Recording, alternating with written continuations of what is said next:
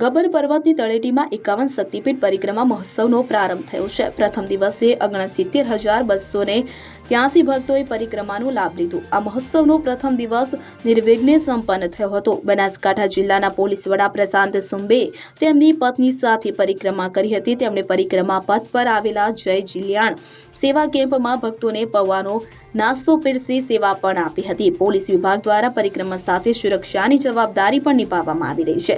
પરિક્રમા પથ પર સ્વચ્છતા, સીસીટીવી કેમેરા, ચા નાસ્તા, પીવાના પાણી અને આરોગ્ય કેમ્પ જેવી સુવિધાઓ ઉપલબ્ધ કરાવવામાં આવી છે। તો પ્રથમ દિવસે 35,572 ભક્તોએ નિઃશુલ્ક ભોજનનો લાભ લીધો હતો।